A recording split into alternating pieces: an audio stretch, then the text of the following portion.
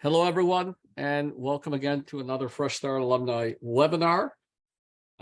With us today, we have Sarah Bridge, and we've actually worked with Sarah in the past, as many of you know. We had a marvelous webinar a couple months ago and decided to continue the conversation. Besides being a wonderful therapist and highly trained, Sarah has also had the privilege of working with Pia Mellody, which is something we are strong proponents of here at Fresh Start. And Sarah's had the privilege of working with her and having trained multiple therapists from around the world at this point in Pia's model. So today's conversation is going to be focused on a topic called love addiction and love avoidant. We briefly touch upon that at our program, but there's so much more to that. Sarah, their books have been written on it. We realize we won't get a book, but I guess perhaps we can start out with a brief, short. I'd like to turn this more into an interactive. I have questions that have come up, and people have sent in WhatsApp, and if there's any live questions. But if we could start with a bridged version of what is love addiction, what is love avoidant. Obviously, we as humans are created to have deep, intimate, I'm not necessarily talking physically, I'm just saying deep, authentic relationships with other humans. It's what makes us human. So, saying that someone's a love addict, like is there such a thing as too much love? And so let's start with, just highlighting at a high level what it is and what it isn't, and then we'll jump into questions and sort of allow for an open discussion. That sounds great. So yes, I like that you just said that we're humans and we're wired for connection, and relationships, attachment is so important and so powerful. I think I say all the time, probably ad nauseum, about people sometimes just don't appreciate the power of attachment and how it's just at the core of who we are. It's in our DNA, and that when attachments get ruptured, how significant that is. And in relationships, people can sometimes end a relationship or get in a new relationship and get caught up in the excitement of a new relationship, not appreciating the power of a previous relationship. And that's why we often hear down the road people say things such as, gee, the grass isn't always greener.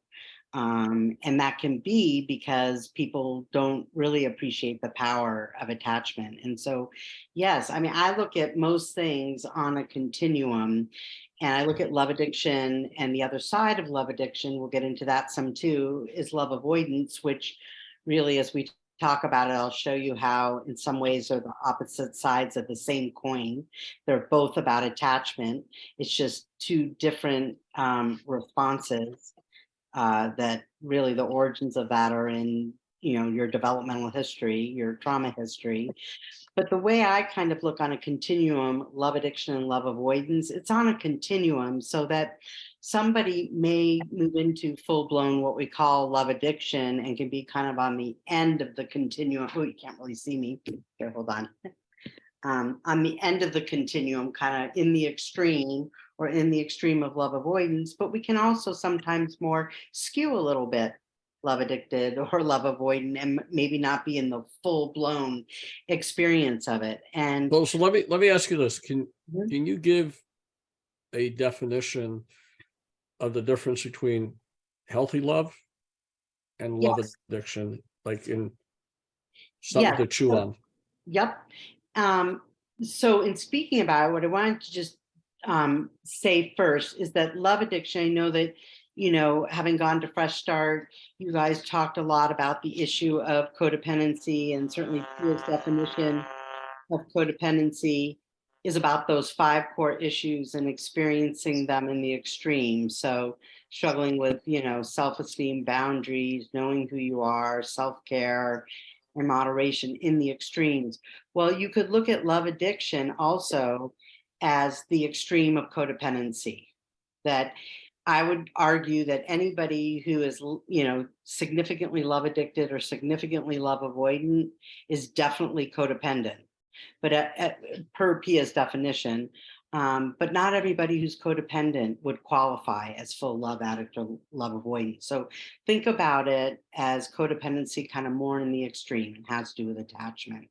So I'm sorry, Yokanan, the question you asked specifically. Question was like a single definition, if we can, the difference between a healthy love and a love addict. I think a love avoidant, yes, we can all understand. That's rather more explanatory, self-explanatory.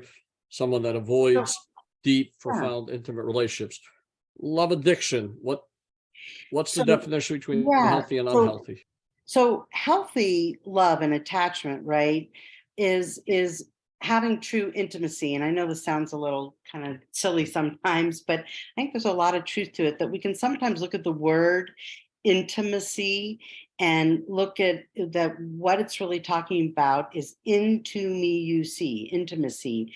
And true intimacy is when we allow somebody else to see all of who we are. So not just the ways in which we shine or we're funny and fun and helpful, but also letting other people see us in the areas where we're vulnerable, and even in the ways in which we can be a pain in the neck, because all of us can be. And then the other person allowing the same, where they let you see all of who they are. And in that experience of intimacy, because sometimes we human beings, we're messy and we can be a pain in the neck, choosing to love even in the face of the ways in which somebody else is difficult. And I really think that healthy love and attachment is loving the whole person, even when they're being difficult. It's kind of like, yeah, I might feel like clobbering you, but you know what? I really do love you and value you and cherish you. And that to me is healthy love. Love addiction is actually the person, in a sense, the person who's, let's say, being defined as a love addict, in some sense, they're not really in love with the person. They're in love, so to speak, with the fantasy they've created around the person, that they're addicted to the fantasy, not the real person. So a love addict, and certainly early in the relationship, is mostly focused on the positive aspects of the partner, but not really seeing the person in truth. In a sense, they're objectifying that person, making them into kind of their, Prince Charming or Wonder Woman. And so it actually is an addictive process where you are addicted to the fantasy, not to the actual real person. And so are you almost saying that they're in love with being in love? That can be part of it, being in love with love, right? Okay. But what happens is that, and again, we're on a continuum, but in the extremes of love addiction, a person can be really quite distorted about the reality of who that other person is. Whereas somebody else on the outside, might be like, oh my gosh, you've been talking about this person, and then I meet this person who you've made out to be this, just incredible, saint. And then they're like, what? Like, don't you see what I see? And you can really sometimes see that fantasy, how much they're distorting and just seeing the positive aspects, or in love with, well, yeah, I know that person can be like this or do this or that, but they have such potential, and hanging in there despite data that this is really, not a healthy relationship. And what happens is that, well, actually, I think probably the easiest way for us to jump into this, so that I can kind of give a brief overview, is to look at those cycles of love addiction that I sent to you. Sure. Yokanan, it's a way that we could talk about it. Okay, hold on one second. Share the screen. And I will definitely share the screen. Actually, here we go. Share. Great. Okay, does everybody see it? I hope so. Do you see it? Yeah, is there any way we could make it a little bigger, possibly? Yes, hold on one second. Is that any better? Yeah, Okay. I think if we can kind of read that there, but can people read that? There we go. I think that makes it a little Okay. easier, Yeah. easier to read. So basically, with love addiction, the person is really, like I said, obsessed with the fantasy they've created about the person. And they're really confusing kind of this obsession, this fantasy with love.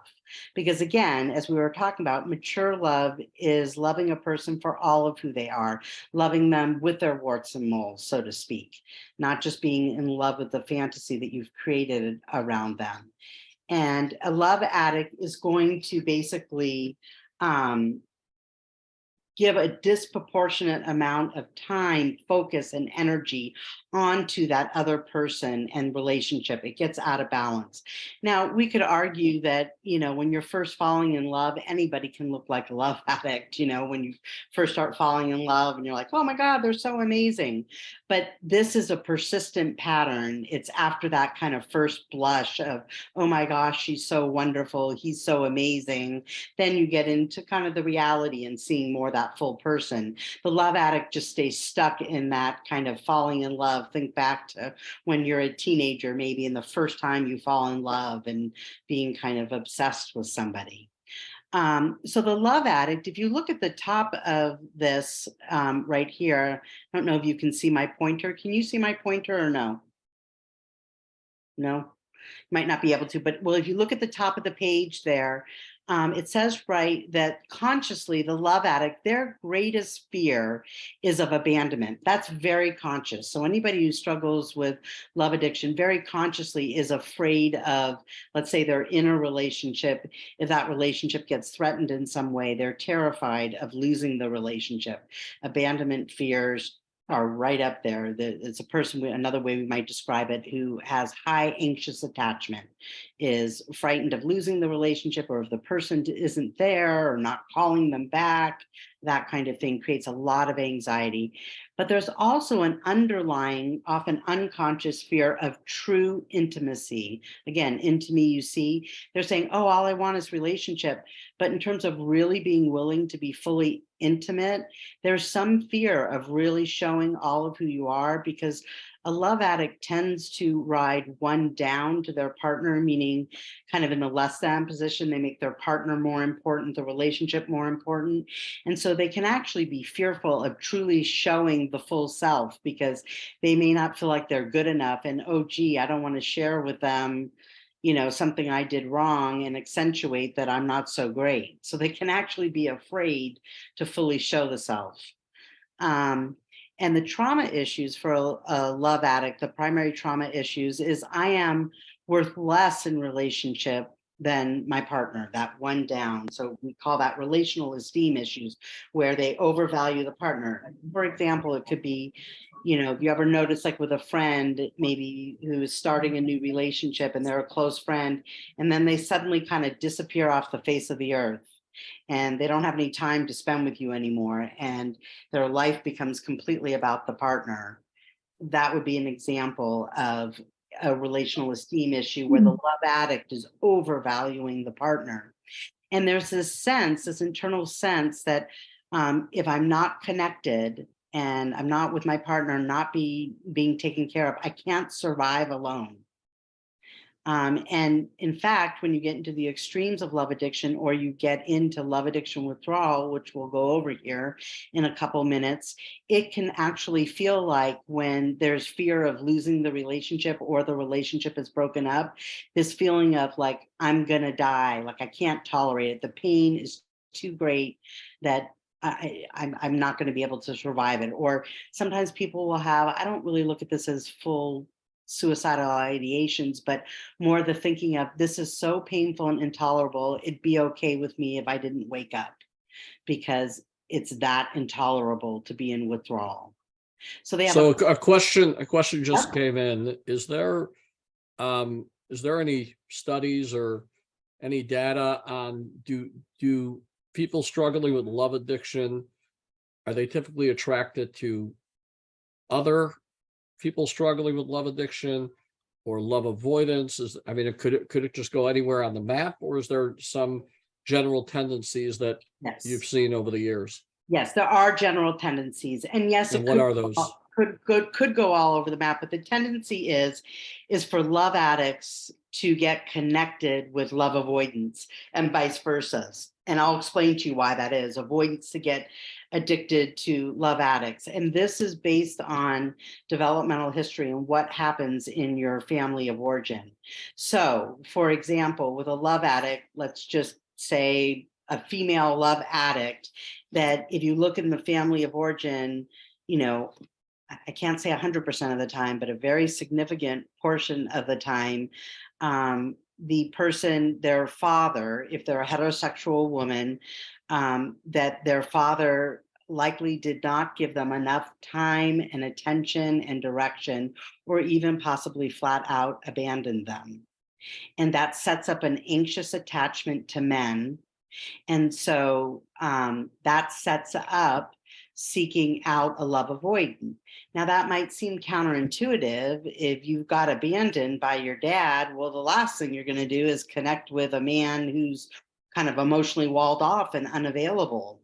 But unconsciously, we actually seek what's familiar. I actually think it's in our DNA, partly, that, if you go way back to caveman times, that's how we survived, was kind of sticking with our own kind, sticking with our tribe, sticking with what's familiar. And so even though consciously you might be saying, I really want to connect with somebody who's really emotionally available for me, we're going to be attracted to what we're used to, even if it's not functional. So are you saying the old adage of "we marry our father" actually has some truth to it? Yes, often it really does. And And does the same apply for a male to his mother? Similar? Yes, often that is the case. And when we're talking about intimate partnership, I am looking at, for heterosexual couples, I am looking at the opposite sex parent, that relationship, as being even a greater influencer than the same sex parent. So in my example of a love addicted woman to a man, of course, her mother has an influence on, how she's relational with men and how you behave as a woman in relationship with a man.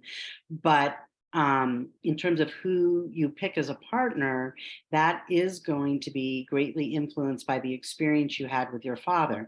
Now, I want to say a caveat, though, that with your community, because their courtships are very quick, and sometimes there can be some degree of arrangement of a marriage, that some of that family of origin history might not apply as much with your partner, because again, it can be You didn't necessarily have enough time. time to Got really, it.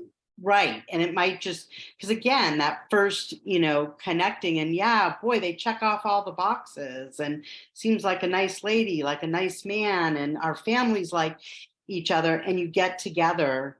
And then, I mean, this is just my own personal opinion and experience, but usually we don't really get to know somebody until we've been dating them for, give or take, around 6 months, because people ideally are trying to put their best foot forward, and you don't typically get into the real working part of a relationship until about 6 months or so. Now, some of you may get into the working part of a relationship quicker than 6 months, because you may have had a courtship of 2 months and then you're living together all the time. Well, that's of course going to accelerate it. So some of what I'm saying about the origins of it aren't going to completely apply. So you may be, let's go back to this example again well, I can't exactly go to that example. Let's say you're a woman that your dad did give you, a lot of time and attention and direction, and really connected to him. You could still get together with, a man who was avoidant, because you didn't fully get a chance to know them. So it's a little tricky here, because the typical rules of this aren't going to always Okay. apply. I understand. Yeah. I would just want to pause for a moment. Are there any questions, I'm going to stop sharing for a moment the page. Are there any questions that anybody has? You want to raise your hand? Chime in? Okay. If So- not, we will. So Somebody instead- wanted to know, somebody don't know if we could, yes, we will share these. Sarah, do we have permission to share these Oh, of course. few slides with our, okay, so we Of will share course. them. Okay, we'll share them publicly after this. Okay, So go ahead. without getting too caught up into the origins of it, since that might not always apply with you, if you have a tendency towards being a love addict. So again, I go back to the example of the woman who's maybe, her dad was out of the picture, or her dad was there, but not emotionally very available, maybe kind of gone a lot at work and then home, kind of not very available to connect. That's going to set up love addiction. If you happen to partner with somebody who is more similar to dad, who's avoidant, not very available, right? That is going to activate your attachment trauma. And that tendency to be anxiously attached is really going to get activated. Now, instead, if you happen to get with somebody who they also, the man, maybe with his mother, she didn't give him enough time and intention and direction, and he was more of a love addict, then your attachment system is not going to get so tweaked. Does that make sense? It does. I mean, essentially what you're saying, which is not a surprise for any of us, that our adult relationships tend to mimic what we are familiar with both the male and the female gender. And depending on how our spouse reacts or is, that might bring up within us a whole host of past issues, unresolved issues that we may have never even realized existed. And, Yes. and we're reacting strongly, as we say, repetition of reaction or Yes. extreme reaction tends to indicate hurt from the past. I do have two questions that just came in here. Number one is, does watching pornography have its roots and or connection to love addiction, or is that a separate addictive personality, emotional numbing tool? Is there a connection? Because obviously they're in the same, Yes. again, at Well, a certain level, they're in. There can be connection or crossover. The sex addiction and pornography usually, and I'll show you this, but is more typically with love avoidance, not love addiction. And I'll get into why that is. Interesting. So that's It's because more again, when we for love think, avoidance. right, it's more for love avoidant. So Okay. back to your original question about who do we tend to get together with. Again, we tend to be attracted to what's familiar. But again, as I said, in your community, that could be a little bit different. But typically, love addicts and love avoidance get together. Two love addicts can get together, and that can actually be for them a pretty successful relationship. And it might be what happens in those relationships is sometimes the children get a bit neglected because there's so much focus on the relationship with each other. The primary relationship is so much about the coupleship and not so much about the children. And so sometimes you do see two love addicts together. You also can see two avoidants together, and those relationships can be somewhat successful. It might not be the relationship you want, but I've seen two avoidants be together where they spend a lot of time apart. Sometimes they might even, have two homes, and really one or the other is spending about 50% of the time away. And it works really well when those relationships, because both of them are kind of walled off and don't want too much connection, those relationships become problematic when somebody kind of breaks the unspoken rules and becomes needy in some way and suddenly needs a lot from their partner. Then that overwhelms the other avoidant partner. But typically what you see is love addicts and love avoidance getting together. So somebody just posted in a humorous but I think there's a profound response that you might have. They wrote fantastic. So I'm looking for a spouse that's a love addict. But that's not true either, right? Right. I mean, Okay. ideally, we'd be looking for, kind of healthy attachment, right? But I would say that love addicts who, get in relationship with avoidance and let's say maybe have several cycles of that, that actually it's a better thing for them to get connected with another love addict and somebody who's working on their issues because their attachment system is not going to get activated constantly. Got it. Got it. Okay. What do we want? What is the healthier thing to want? A relationship where there's one of love avoidant? Meaning if I had a choice and I could get a love avoidant and a love avoidant, why choose? I mean a love addict and a love addict. Why choose a love avoidant over that? Well, I would say if you're a love addict, you're going to get less activated in a relationship with another love addict because they're not going to be, they're not going to be poking at your wounds.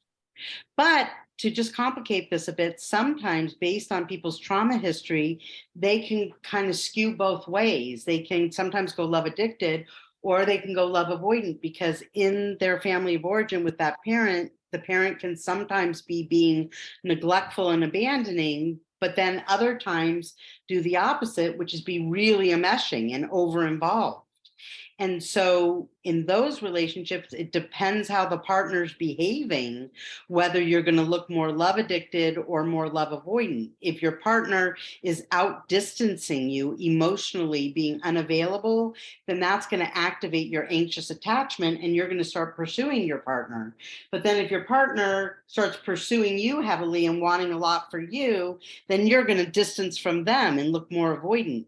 So it can look very chaotic because I see this fairly often where you'll have a coupleship, a co-addicted relationship where they both can go either love addicted or love avoidant. And so you see them kind of back and forth, this approach, and this person backs off. And then this person finally says, forget it. And they back off. And then it activates the so-called avoidance abandonment issues. And then they start approaching. And so it's almost like ping pong ball going back and forth, if that makes some sense. I think this will make more sense if I go ahead and if you can bring back those cycles again, and I'll kind of quickly move through the cycle to show you love addiction versus love avoidance. Is it the same? Before you go back into that, I'm trying to understand, is there there's a love addict, there's a love avoidant. Is there a third option that is the healthy one? Or are all of healthy attachment? Okay, where so all of us are either a love addict or love avoidant. No, yeah, love addict and love avoidant is, again, codependency going in the extreme. And again, I actually think, though, that love addiction, love avoidance actually in some way speaks to the human condition and how we do relationships. And we fall somewhere on the continuum that a lot of people can, be relatively healthy attachment, but maybe at times skew a little love addicted or sometimes skew a little love avoidant and not be in the full blown experience of it. But this, I think a core issue for a lot of people is this deep, deep desire to be connected with somebody else, deeply connected and seen, along with a deep, deep fear of being connected with another, because their experiences developmentally have been that being in relationship is dicey. I might be controlled, I might be manipulated, I might be sucked dry, I might be abused, I might be abandoned. So you have these two opposing forces of really wanting connection deeply and being terrified of connection deeply. And so thereby goes that continuum. And so I think there's a level of push-pull around these attachment dynamics to some degree in our relationships. Love addiction, love avoidance is just when those dynamics go more to the extreme. I also want to just clarify for everybody watching now and watching later that, you might have, and Sarah, you shared this in the past, you could have a love addict relationship with one person in your life and a love avoidant relationship with another. So it's possible to have different extremes, I think, to different people in your life. It's also possible to have a love addict and a love avoidant relationship at different times in your life with the same person. Yep. Our goal really of this podcast, and I think that's where healing comes across the board, is just awareness. Yep. So I just want to share with everybody, these are deeply profound, complicated, complex topics of human emotions, as Sarah, as you just said, this innate human need to connect authentically with other human beings is what we were born with. Yet on the other side, you have this tremendous fear because of past experiences going back to our early childhood. So we're not going to end this podcast with rock solid answers.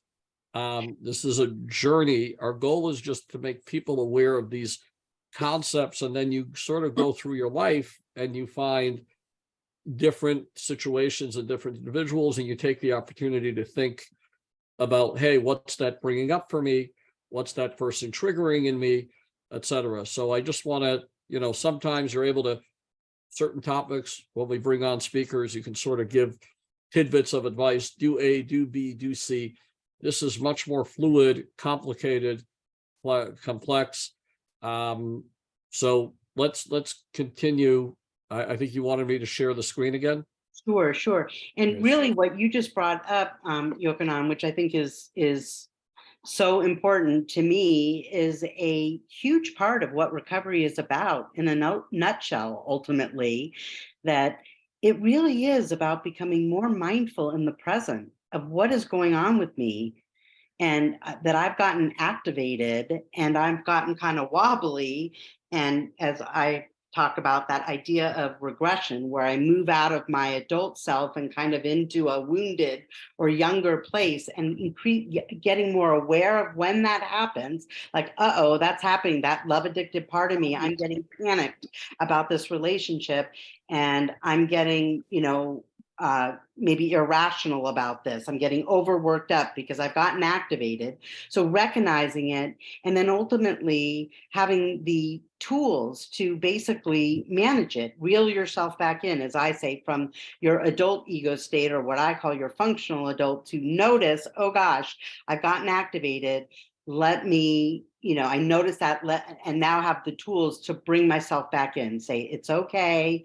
Yes, they haven't called, but maybe there's a reason, blah, blah, blah, and to manage it. So it really is about, a huge part of recovery is just starting to be aware of it and notice it, and then working on the skills to manage your reactivity around it. So Did you want this page, by the way? Yes, or you wanted it? Okay. I do, yes. Okay. And again, going back just for a moment about what is a healthy relationship, again, a simplistic way I sometimes talk about it is a healthy relationship is a three-legged stool. There's me, a clearly defined sense of me and who I am. There's you, and then there's us together, where we have enough shared values, interests, etc. And each of those legs needs to be stable. If there's too much focus on any one leg, that stool is unstable. So in love addiction, where one partner is overly focused on that relationship and maybe the other partner is not enough, that's a wobbly stool. So anyways, back to the love addiction. So I went over what the trauma issues are. So in that first box, you see the love addict, when they first meet somebody, they're going to be responsive to the avoidant. This is if they get connected with an avoidant person, with their seductiveness, and they enter the relationship in a haze of fantasy. When I say seductiveness, I'm not just talking about, oh, they're so attractive, or sexual seductiveness. That can be it sometimes, but it can also be like, oh my gosh, she's such a nice, kind, supportive woman, or he's so smart. That kind of thing, seductive in different kinds of way. But the love addict is very responsive to that, and they kind of go into fantasy. And I'm just going to use for ease the same example, because it could go the other way. A man could get love addicted to an avoidant woman, but I'm just going to use right now the woman addicted to an avoidant man. So she gets caught up in the seduction and, oh my God, he's so incredible. He's so nice.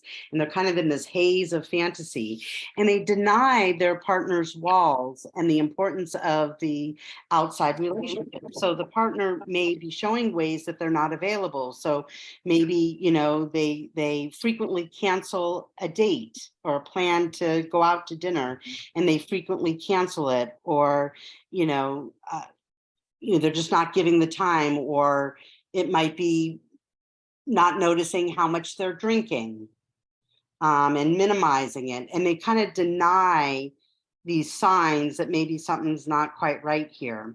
But then eventually what happens is they experience an event that shatters the denial. So let's say, after the sixth time they canceled plans to go out to dinner, then it breaks through the denial, and the person goes into emotional withdrawal, which is a very painful place to be. Let me just say here that this, that denial, having an experience, that could go on for years before a person sees the reality that that person really isn't available, and maybe even has a whole secret life outside of the primary relationship, that other people may see the obvious signs, but they don't see the signs. But and sometimes I've seen with people where they think their partner is just, everything about them is amazing, until they find out that their partner's been having an affair or is a sex addict. And that's the first time that they experience, oh my God, there's a problem. And that puts you into withdrawal. But I would tell you that once it happens once, then typically what happens is then you start repeating the cycle, and it starts to happen more rapidly. Or sometimes what will happen is somebody will experience an event that shatters their denial, and they start to see the reality, and they go into emotional withdrawal. And that is so darn painful that they dip their toe in withdrawal and pull it quickly back out and go right into denial, and just are in complete denial about what's going on. And it's safer to be there because withdrawal is so darn painful. When a person goes into emotional withdrawal, they can feel any kind of combination of pain, anger, fear, shame, rage, panic. If you are a love addict and you go in withdrawal, you know what I'm talking about. When it's really bad, you go into that younger state or ego state, where you're often in a state where you're can even be as young as 4 and below psychically. Of course, you're your chronological age, but it feels like how it would have felt as a very, very young child if your partner, that relationship was at risk. Because if you think about it, with a, infant up to a, 4 or 5-year-old, you have to stay in proximity to your parent because your life is dependent upon them. It truly is life threatening. And so, as we know, little kids, little ones, if they're separated from their parent, they can have abandonment terror and start screaming and be terrorized. Psychically, that's actually what can happen in love addiction. When you go into withdrawal, psychically, it feels life threatening. Even though consciously it's not, you're going back to a psychic time when it was life-threatening. And so it's a very miserable place to be in withdrawal. People can have panic attacks, they can get suicidal, even get homicidal. It can be a psychiatric emergency. Because it's such an awful place to be in, what happens is the person will start to often obsess about the relationship and how can I make it better? Obsess, why did this person do this? And or start medicating in some way. You can medicate, of course, in all kinds of ways. You could medicate with food, with shopping. You could also medicate by flirting with other people to help regulate the abandonment feeling and loss. Start flirting as a way to feel better about that feeling of loss of attachment.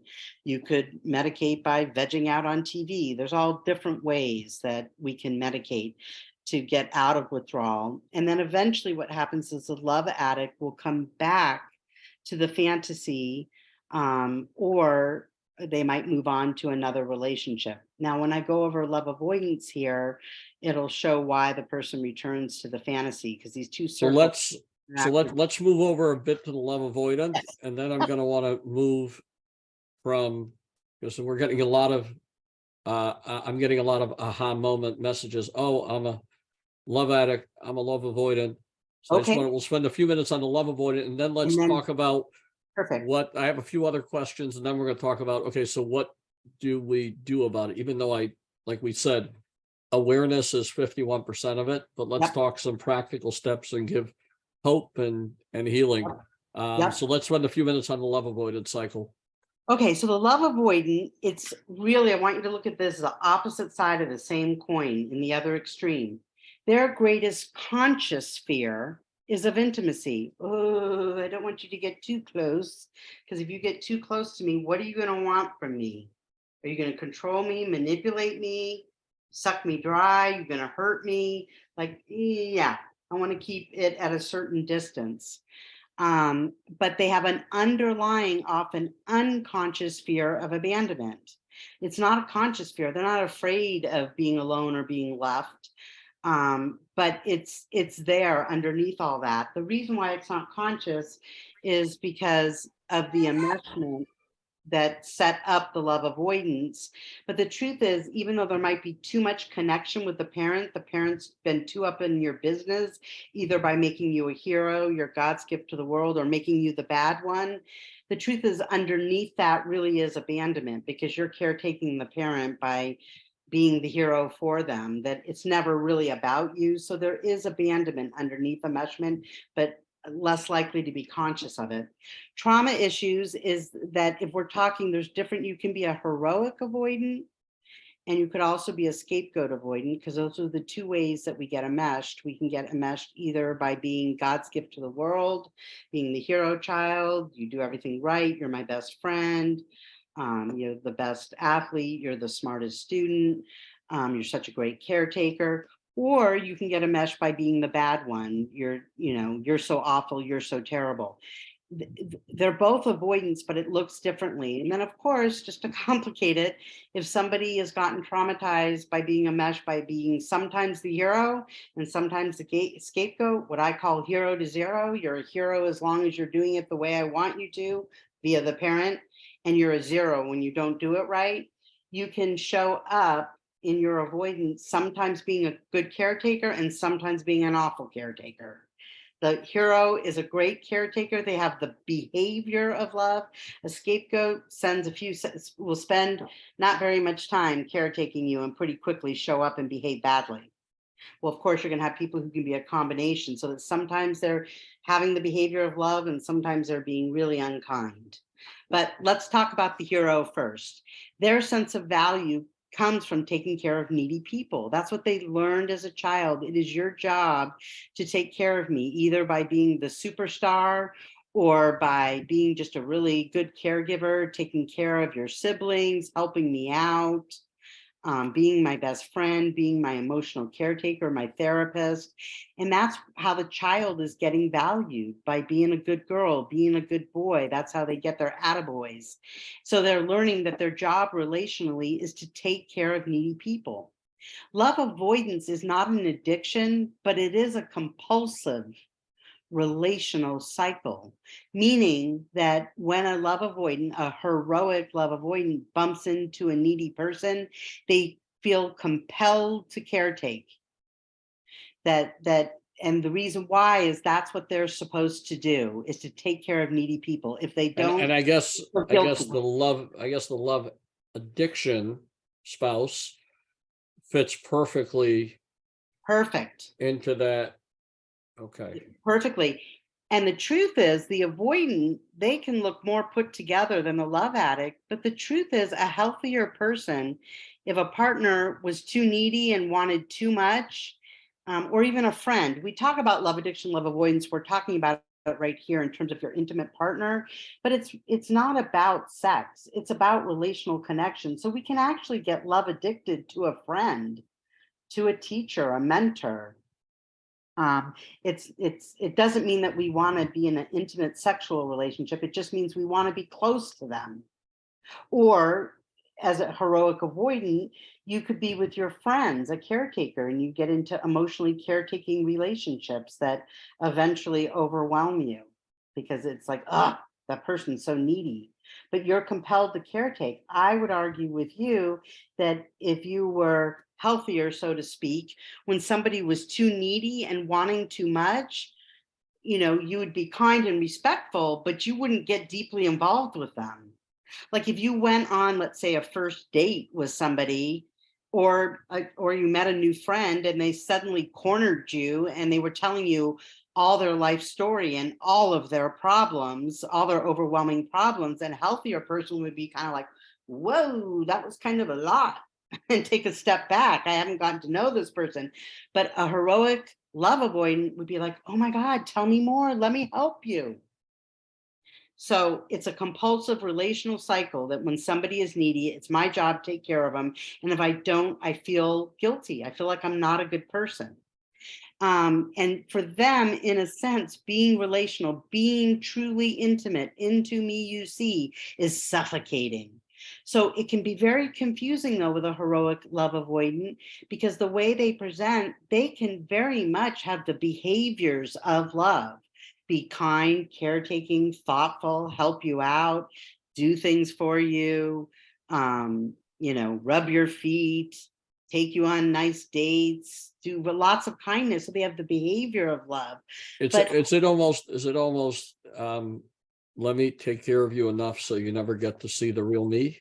yes, that they're very comfortable, a love avoidance, very comfortable caretaking others, but they're not comfortable people really seeing their vulnerabilities and leaning on other people. They're, in fact, instead of being too dependent, again, opposite side of the coin, they're more anti-dependent, which means they know they have needs and wants, but you know what? They're not going to really ask others because they don't want to be controlled or manipulated, or you know what, they're not going to do a good job, I'll do it better anyways, I'll just take care of it. They don't want to be in the vulnerable position, but they're very comfortable caretaking vulnerable people because that's who they're supposed to be. They get valued for that and it feels good. So they can have the behavior of love, but real healthy love is not just having loving behavior. That's certainly part of it. It's a feeling in your heart of cherishing the other person, like, oof, I really love you. Now, of course, nobody, walks around 24/7 cherishing their partner all the time or even their friend all the time. But hopefully you're doing that, some of the time where you're like, ooh, I really love this person. I'm so glad I'm with them. Um, but with somebody who's very love avoidant, they're more like, oh God, what does she need now? Or what does he want now? All right, sure, honey, I'll do it. But inside they're like, oh my God, they're such a pain in the neck. That's not really cherishing the partner, but you still show up and you have the behavior of love. So it can be very deceiving because they're having the behavior, but they're not really cherishing. And then the love addict can energetically pick up that they're not being cherished, but yet on the outside, the behavior looks very loving. So what happens with the avoidant, they enter a relationship out of duty, not love. So if we're talking about intimate partnership, of course, there's initial attraction, and there's a lot that goes into initial attraction. However, when the partner, if the person's very love addicted, is showing up really needy, they stay in the relationship out of a sense of duty versus then really loving the person. They're going to feel like a bad guy. They don't want to hurt their feelings. So they sacrifice their needs and wants because, it's their job to take care of this needy person. So they'll stay in the relationship and they'll caretake. And at first it'll feel pretty good to be the hero, the superwoman, the rescue woman, or the knight in shining armor. But eventually what happens is so they enter the relationship behind that wall of seduction, which a lot of times is that caretaking, which actually impedes intimacy. But what happens is over time, they get overwhelmed by the partner's neediness and they move kind of away from that wall. They might still be caretaking, but then they start to feel resentment and they have a wall of resentment behind the caretaking. Some people are so avoidant because they got so enmeshed as a child by their parent, so sucked dry, that even somebody with normal needs who's having, they're not even necessarily a love addict or maybe even just a little bit, and they have normal relationship needs, sometimes people are so avoidant that even normal needs feel like too much and they get resentful. So then when that avoidant moves to that resentment, what they do is they'll start to kind of abandon the relationship in some way, to create distance from the partner because they're getting overwhelmed by the demands of the relationship. And what they do then, that circle in the avoidant thing here, is they create intensity outside the primary relationship. Well, again, we can create intensity in lots of different ways. Work addictions are very common. We're so absorbed with work, or sex addiction, alcohol and drugs.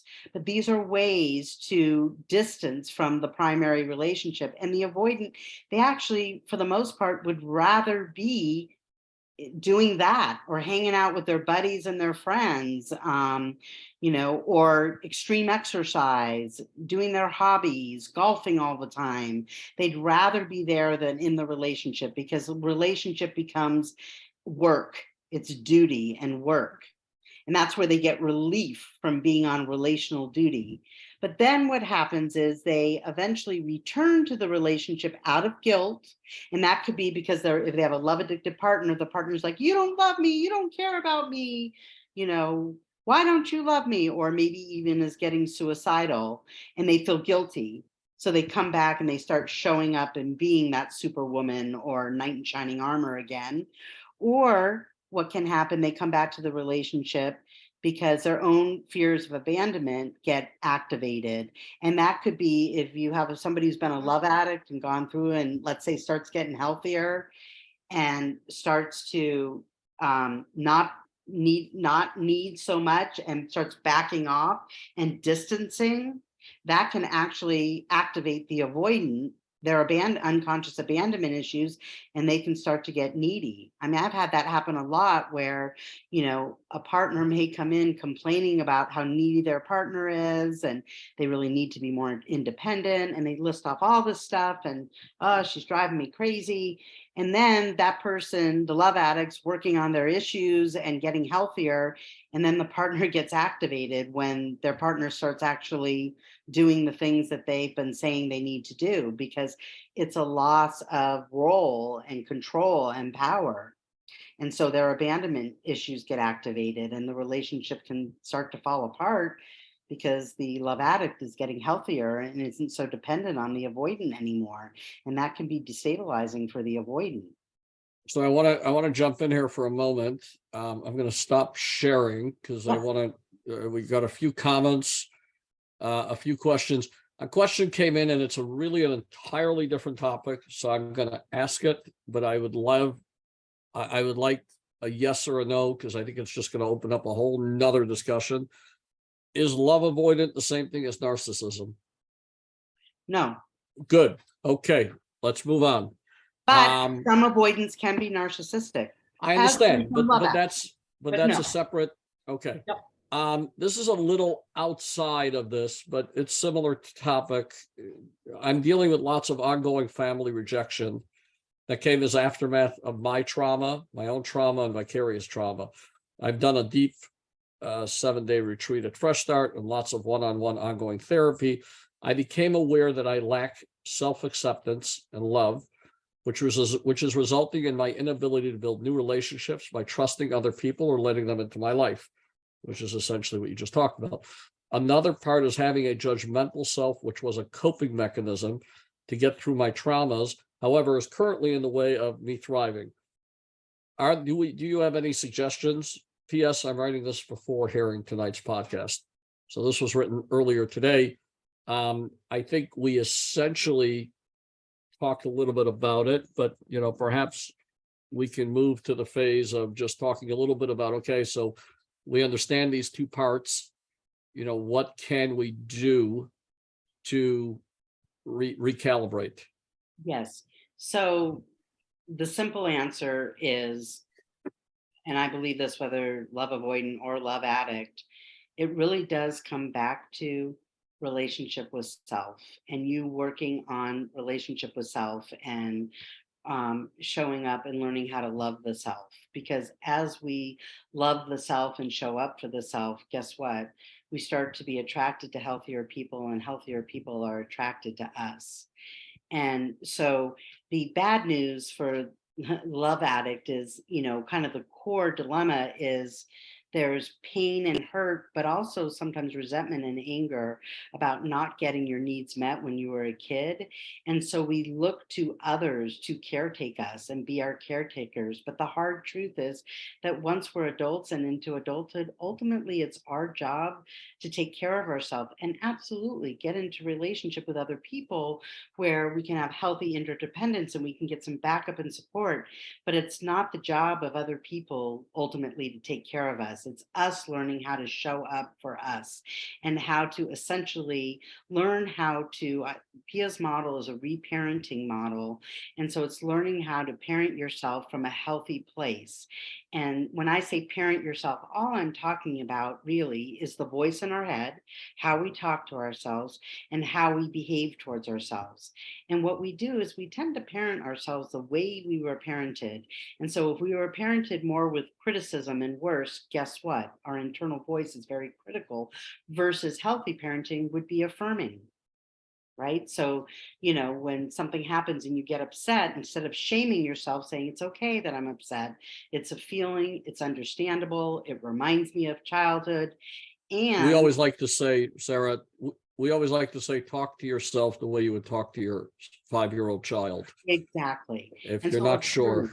exactly. And so, if we were neglected and abandoned, guess what? We neglect and abandon ourselves.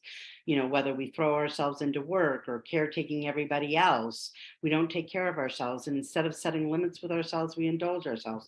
So it's that really working on healthier relationship with self and continuing to work on those trauma issues from childhood that set up these patterns of self-loathing and neediness with other people, but really learning how to So love, are you take care of the self.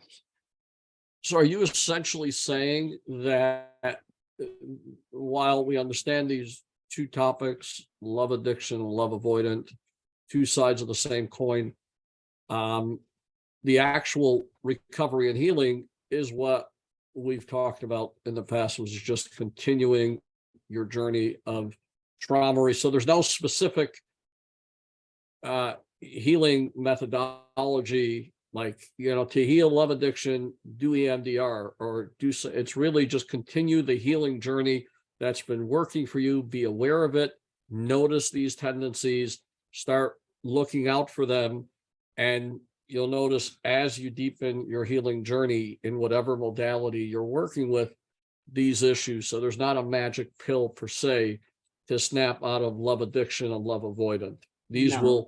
will fall into place as you do more inner work. Yes, as you do more inner work. And again, back to that mindfulness, noticing when it's coming up. So on the avoidance side, the message that they got if they're a heroic avoidant is it's my job to take care of needy people, would be starting to notice when, oh my God, I'm jumping in to rescue this person or caretake this person. I don't need to do that. In fact, it'd be better for this person to learn how to do that for themselves.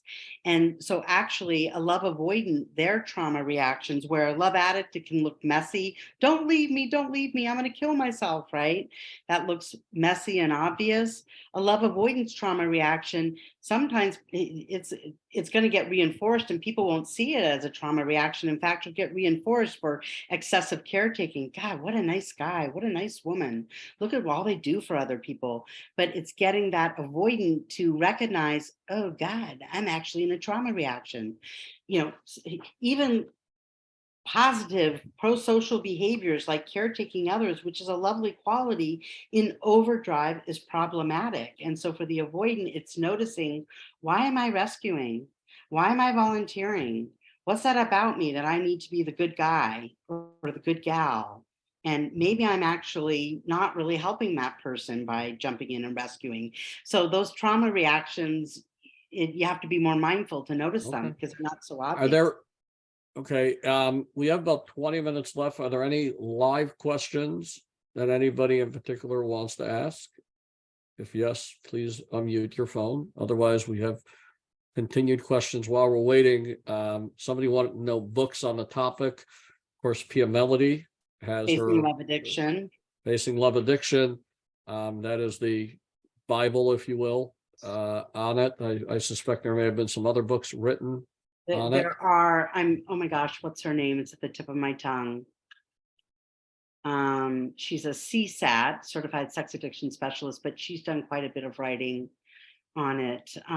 Ken Adams is an course. author who writes a lot about enmeshment. On enmeshment, right? We work closely with. Hopefully with her Ken. name. Oh, good. Her name will come to me. I'm just forgetting. There's one other one, you mentioned early on, something I'm passionate about, but you mentioned about the opposite child relationship to the parent. There's a Dr. Linda Nielsen from Wake Forest University who's an expert on the impact of father-daughter relationships specifically. We actually will have a podcast with her as well on the topic. But so there's that. So any live questions here while we're but I would tell you Pia's book on love addiction, love avoidance, that book is so rich in terms of understanding. That book, I've probably read it 3 times, and it just will, again, exposing yourself to this material, reading about it, listening to podcasts, and there's podcasts on love addiction, will really help to deepen your understanding and your awareness. okay. Another question just came in, and then I'm going to jump into the Holy Grail, because many of us are parents here and will be parents, God willing, or grandparents. So we're going to want to know how not to do this to our children. But before we get there, one who is experiencing withdrawal symptoms, I'm assuming that's primarily a love addict that would struggle with withdrawal symptoms, at least at a basic level. How do they manage it? Yeah, so there's good news and bad news. The good news is you can learn to manage it. The bad news is that I've yet to figure out a way yet, other than learning to ride those really painful emotional waves. And sometimes, it's like a tsunami when you hit it and it feels unbearable. But the truth is learning to ride that wave, just like how, if you go body surfing, right? You're there to catch the waves. You know how a really huge wave comes and you might be like, oh, forget it. I don't want to, I'm not going to catch that wave. It's too big. Well, that's what we do emotionally. When that big wave sometimes comes, we kind of try to get away from it and we do something to medicate it. We don't let that wave crest. But the truth is, all waves eventually do crest and come to shore. And we need to learn to ride that wave to shore. And that means, having all those different coping strategies. And sometimes that might be curling up in a little ball in your bed, or getting into the bath, just letting that emotional wave, the feelings, crying, seeking, support, doing whatever it is to get through it. Because I promise you that the more you ride that wave and you see that you can get through it, the better you'll be able not only to manage it, but they'll start to not be as big anymore. There's such a fear of going through it, but the truth is, you've got to learn how to get through it and manage it. And sometimes it's a matter of just saying to yourself, reminding yourself, shift happens, that reminding yourself that I'm not going to stay in this state of extreme pain forever. It's not possible. My emotional state will shift and I'll get to a better place. Yeah, it might not be right away that I'm feeling happy and joyful, but you know what? It'll be a bit more tolerable than this. And just over time, it's like building a muscle. And so trying to identify all those things that help to self-soothe. And yes, sometimes it's okay to reach out to somebody else when you're really, really struggling. But part of the work is, I mean, and I sometimes will say this to people, and I'll, say like, look, please know this is not coming in any way from a place of judgment. But the truth is, you're being too needy. You're wanting too much from your partner, and you're actually creating what you fear. Is it's suffocating to that partner. It's too much, and you're causing them to take a step away from you. And you have got to learn how to, some of the times, manage this. And that's kind of the crux. That's that part I was saying before about the anger and resentment of the little child who's like, it's not fair, it's not right that nobody took care of me. And now you're telling me I have to take care of myself. How am I supposed to do that when nobody gave it to me and nobody taught me how to do it? It's not fair. And my answer is, you're right, it's not fair.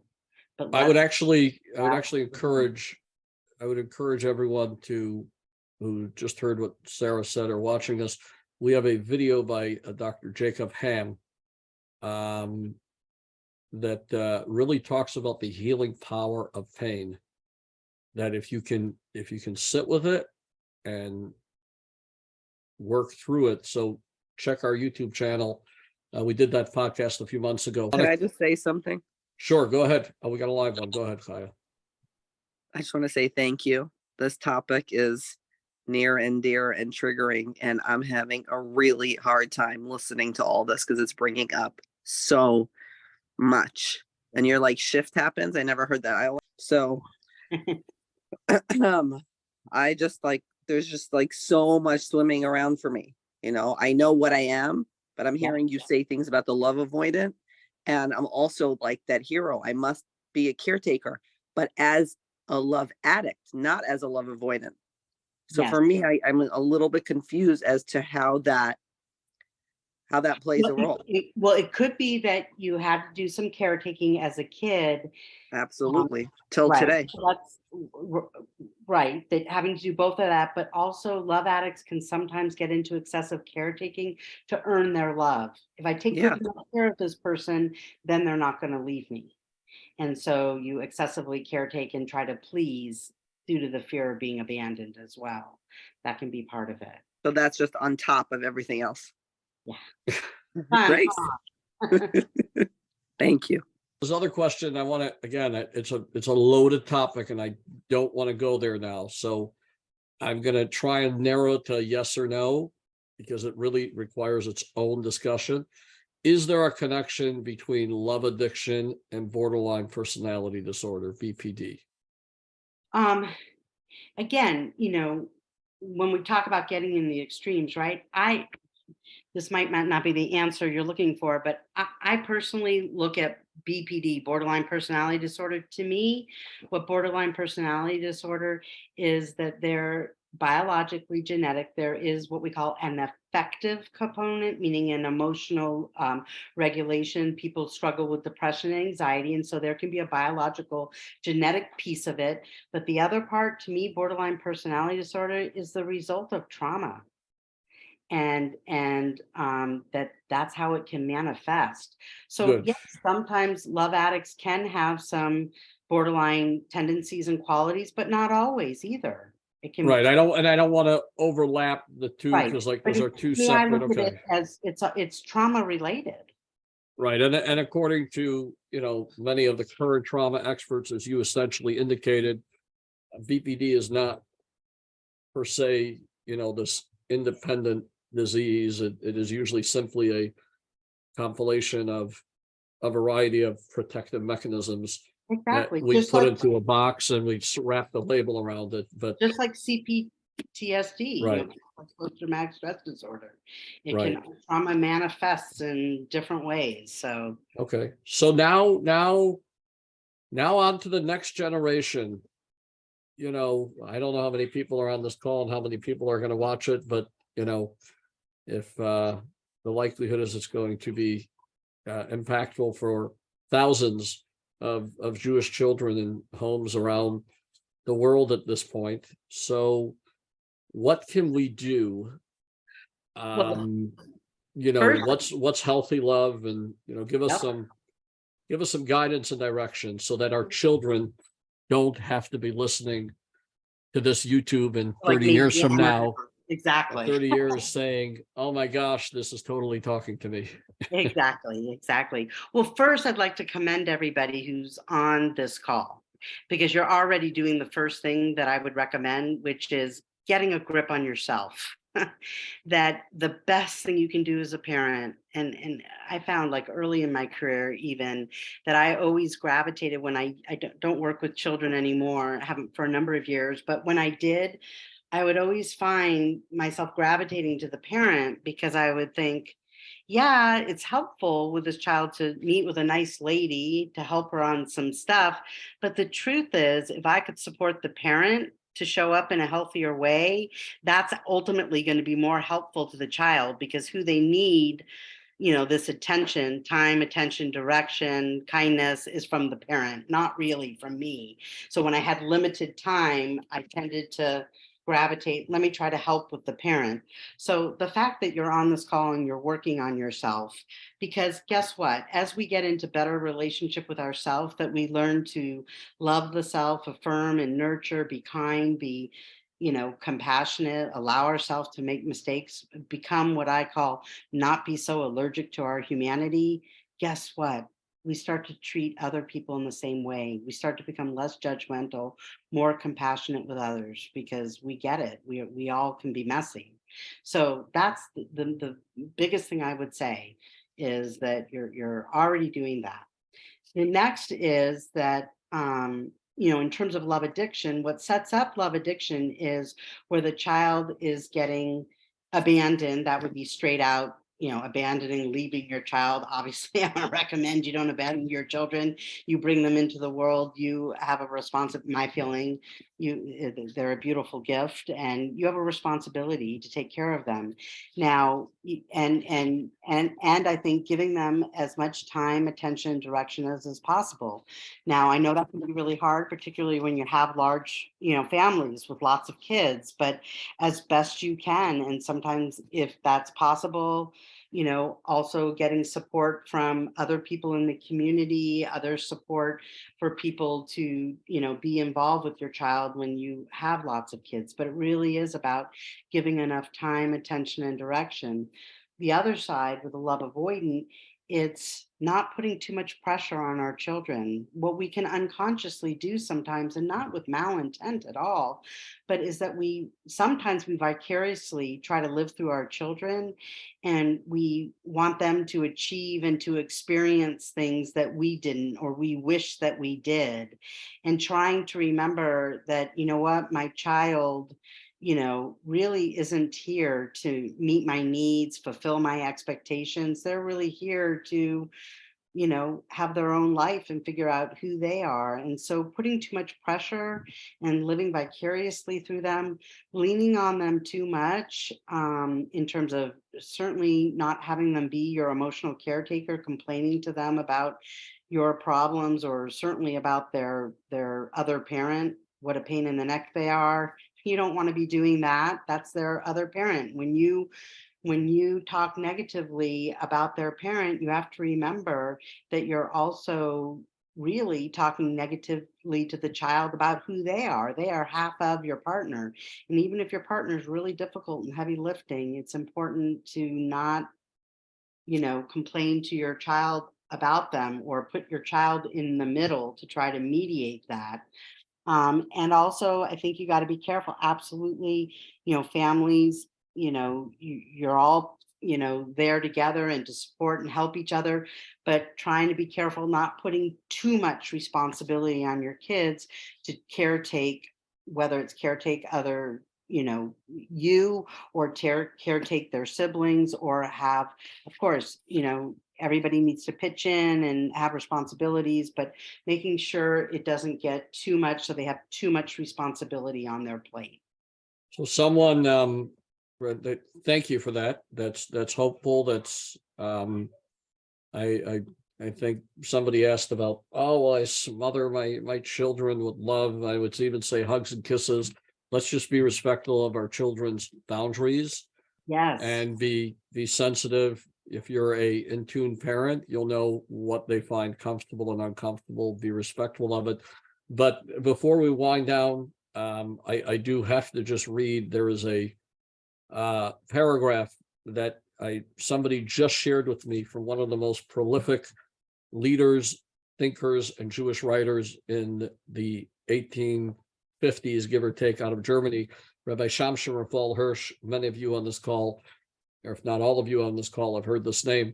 Somebody just sent this to me, and I just have to read it because it ties so beautifully into what you just said, Sarah. The task of the father in education.